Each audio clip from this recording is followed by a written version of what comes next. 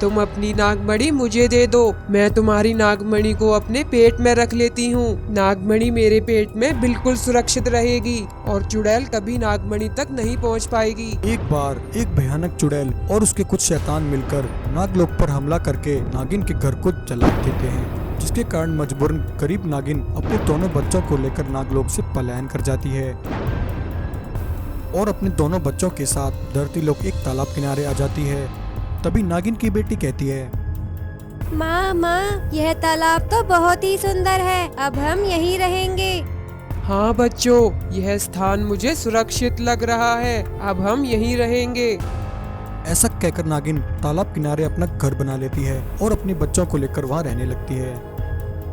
एक दिन नागिन के दोनों बच्चे तालाब किनारे खेल रहे थे, तभी एक मगरमच्छ नागिन के बच्चों को देखकर उन्हें खाने के लिए आता है। मगरमच्छ को देखकर नागिन के बच्चे बहुत ज्यादा डर जाते हैं। तभी एक विशाल मछली तालाब से निकलती है और अपनी शक्ति मगरमच्छ पर मारती है। वास्तव में वह मगरमच्छ एक शैतान था जो नागिन और उसके बच्चों की निगरानी कर रहा था। मछली शैतान को डराकर वहाँ से भगा देती है। तभी नागिन वहाँ आती है और मछली से कहती है, मछली बहन, तुम्हारा बहुत शुक्रिया, तुमने आज मेरे बच्चों की जान बचाई। अगर आज तुम न होती तो वह दुष्ट मगरमच्छ तो मेरे बच्चों को खा ही जाता।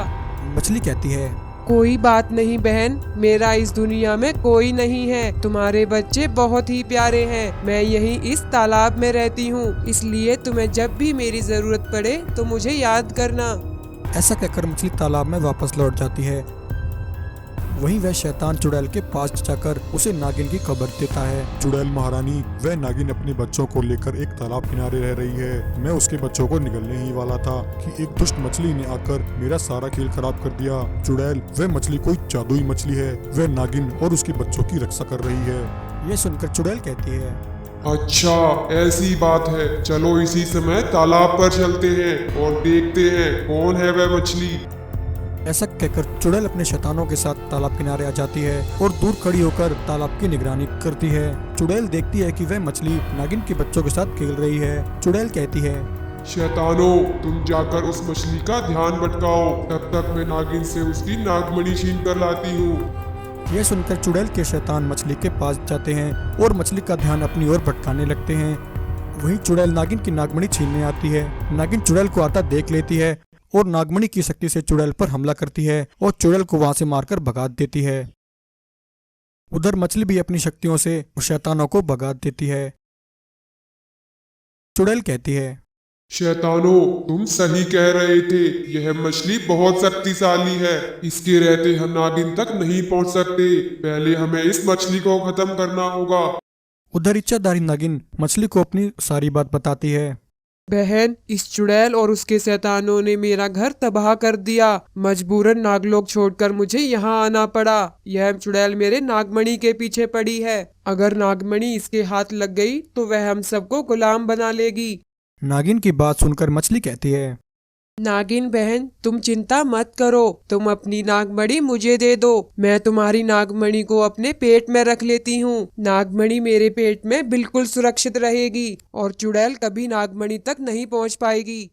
मछली की बात सुनकर नागिन अपनी नागमणि निकालकर मछली को दे देती है। मछली नागमणि को निगल जाती है, लेकिन वहीं चुड़ैल यह सब देख लेती है। जब मछली तालाब में वापस लौट रही होती है, तभी चुड़ैल अपने शैतानों के साथ मछली का रास्ता रोक लेती है। दुष्ट मछली, जल्दी से वह नागमणि अपने पेट से निकालकर मुझे दे दे, वरना अभी तेरे टुकड़े टुकड़े कर दूंगी। चुड़ैल, मेरे रास्ते से हट जा, मैं तुझे नागमणि कभी नहीं दूंगी। इससे पहले मछली चुड़ैल पर हमला करती, वहीं जब नागिन मछली के पास आती है, मछली की ऐसी हालत देखकर नागिन को बहुत दुख होता है। नागिन कहती है, हे भगवान, यह सब क्या हो गया। मछली बहन, तुमने मुझे बचाने के लिए अपने प्राण गंवा दिए, मैं उस चुड़ैल से तुम्हारा बदला जरूर लूंगी। तब नागिन अपनी शक्ति से देखती है कि उसकी असली नागमणि को मछली ने तालाब के नीचे छुपा रखा है। फिर क्या था, नागिन को बहुत गुस्सा आता है। नागिन तालाब के नीचे जाकर नागमणि उठाती है और चुड़ैल के पास आ जाती है। नागिन के पास नागमणि देखकर चुड़ैल हैरान हो जाती है। तब चुड़ैल को पता लगता है कि उसके पास जो नागमणि है वह नकली है। लेकिन इससे पहले चुड़ैल कुछ करती, नागिन नागमणि की शक्ति से चुड़ैल और उसके शैतानों पर हमला करती है और उन सबकी जीवन लीला वहीं समाप्त कर देती है। यह कहकर चुड़ैल अपनी शैतानी शक्तियों से उन दोनों बच्चियों को बड़ा कर देती है और उन्हें शैतान बना देती है। जादुई परी की कुछ सहेलियां वहां आकर देखती हैं। वह देखती हैं कि दो शैतानी लड़कियां जंगल के जानवरों को उठाकर ले जा रही हैं। यह देखकर जादुई परियां उन शैतानी लड़कियों के साथ एक बार एक गरीब किसान अपनी गर्भवती पत्नी के साथ एक जंगल से गुजर रहा होता है। चलते चलते उस किसान की पत्नी बेहोश होकर जमीन पर गिर जाती है और किसान की पत्नी को वहीं दो जुड़वा बच्चे हो जाते हैं। वह दोनों लड़कियां होती हैं। किसान यह देखकर बहुत उदास होता है और भगवान से कहता है, हे भगवान, यह आप मेरी कैसी परीक्षा ले रहे हैं? मैं तो पहले से ही इतना गरीब हूँ। मैंने तो आपसे सिर्फ एक बेटा मांगा था। मेरे घर में तो खाने को अनाज का एक दाना तक नहीं है। भला ऐसी हालत में मैं इन दोनों लड़कियों का पालन पोषण कैसे करूँगा? यह कहकर किसान अपने दोनों बच्चियों को लेकर थोड़ा आगे आता है। तभी उसे सामने एक गुफा दिखाई देती है। किसान अपनी बच्चियों को लेकर उस गुफा के अंदर चला जाता है। वह अपनी बच्चियों को उस गुफा में रख देता है और कहता है, मेरी बच्चियों, मुझे माफ कर देना, परंतु मैं तुम्हें नहीं रख सकता। यह कहकर किसान उस गुफा से बाहर आ जाता है। वहीं उस गुफा में एक चुड़ैल रहती थी। चुड़ैल अपनी गुफा में सो रही थी। तभी चुड़ैल की आंख खुल जाती है। चुड़ैल कहती है, अरे, यह किसके बच्चे की रोने की आवाज आ रही है? लगता है यहाँ आसपास कोई इंसानी बच्चा है। तभी उसकी नजर सामने एक पत्थर पर रखी उन दोनों बच्चियों पर पड़ती है। चुड़ैल उन दोनों बच्चियों के पास आती है और कहती है, अरे, यह कौन अपनी इन दोनों बच्चियों को मेरी गुफा में छोड़कर चला गया? दिखने में तो यह दोनों बच्चियां बहुत ही सुंदर हैं। इनका नरम मांस खाकर तो मैं तरोताजा हो जाऊंगी। तभी वे दोनों बच्चियां जोर जोर से रोने लग जाती हैं। उन बच्चियों को रोता देख चुड़ैल को उन पर दया आ जाती है। नहीं नहीं, इन दोनों बच्चियों को खाकर भी मेरा पेट नहीं भरेगा। इससे अच्छा है मैं इन दोनों बच्चियों को बड़ा कर देती हूँ और इनसे अपनी सेवा कराती हूँ। यह कहकर चुड़ैल अपनी शैतानी शक्तियों से उन दोनों बच्चियों को बड़ा कर देती है और उन्हें शैतान बना देती है। मेरी शैतानी बच्चियों, मैं तुम्हारी माँ हूँ। क्या तुम मेरी बात मानोगी? हाँ माँ, हम दोनों तुम्हारी बच्चियाँ हैं। हम तुम्हारी सेवा करेंगी। मेरी भूतिया बच्चियों, तुम दोनों में से एक मेरे पास रहकर मेरी सेवा करे और तुम जल्दी से जाकर मेरे लिए कोई शिकार लेकर आओ। चुड़ैल की एक भूतिया बेटी उसकी सेवा करती है। वह उसे उठाकर चुड़ैल के पास ले आती। चुड़ैल उसे खाकर बहुत खुश होती थी। उस जंगल में कुछ जादुई परियां भी रहती थी। उन परियों की एक रानी परी भी थी। एक दिन वह सभी परियां आपस में बातें कर रही होती हैं। बहन, मैं देख रही हूँ कुछ समय से हमारे जंगल के जानवर अचानक से गायब हो रहे हैं। हाँ रानी परी, तुम सही कह रही हो। बहन, मुझे तो लगता है हमारे जंगल में कोई शिकारी घुस आया है जो हमारे जंगल के सभी जानवरों को एक एक करके उठा रहा है। बहन, पता लगाओ हमारे जंगल में ऐसा कौन कर रहा है। अगले दिन चुड़ैल की दोनों भूतिया बेटियां जंगल में शिकार ढूंढ रही होती हैं। तभी जादुई परी की कुछ सहेलियां वहां आकर देखती हैं। वह देखती हैं कि दो शैतानी लड़कियां जंगल के जानवरों को उठाकर ले जा रही हैं। यह देखकर जादुई परियां उन शैतानी लड़कियों के सामने आकर उनका रास्ता रोक लेती हैं। दुष्ट लड़कियों, कौन हो तुम और हमारे जंगल के जानवरों को पकड़कर कहाँ ले जा रही हो? जादुई परियों की बात सुनकर शैतानी लड़कियां उन पर हमला कर देती हैं और जानवरों को छोड़कर परियों को उठा लेती हैं और वहां से भाग जाती हैं। वहीं जादुई परी की एक सहेली किसी तरह अपनी जान बचाकर वहां से भाग जाती है। शैतानी लड़कियां अपनी चुड़ैल माँ के पास आ जाती हैं। जादुई परियों को देखकर चुड़ैल बहुत खुश होती है। अरे वाह मेरी भूतिया बच्चियों, आज तुम्हारी सेवा से मैं बहुत खुश हूँ।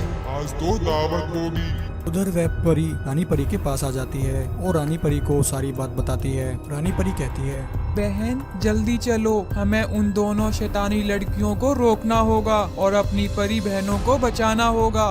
रानी परी और उसकी सहेली उन शैतानी लड़कियों को तलाश करती है। तभी इतने में वह दोनों शैतानी लड़कियां जादुई परी के सामने आ जाती हैं। जादुई परी की सहेली कहती है, रानी परी, यही है वे दोनों शैतानी लड़कियां जिन्होंने हमारी परी बहनों को पकड़ा है। यह सुनकर रानी परी उसी समय अपनी शक्ति से एक शैतानी लड़की को वहीं कैद कर लेती है। दूसरी शैतानी लड़की यह देखकर घबरा जाती है और वहां से भाग जाती है।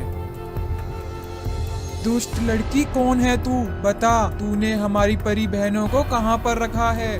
रानी परी की बात सुनकर वह शैतानी लड़की कुछ नहीं बोलती और चुप खड़ी रहती है। यह देखकर रानी परी उस शैतानी लड़की पर एक जादू करती है। रानी परी अपनी शक्ति से सब देख लेती है कि चुड़ैल ने इस लड़की पर जादू किया है और उसे अपना गुलाम बना रखा है। यह देखकर रानी परी उसी समय उस भूतिया लड़की को वापस ठीक कर देती है। तभी इतने में दूसरी शैतानी लड़की अपनी चुड़ैल माँ को लेकर जादुई परी के पास आ जाती है। चुड़ैल वहाँ आकर कहती है, कौन है जिसने मेरी बच्ची को कैद किया है?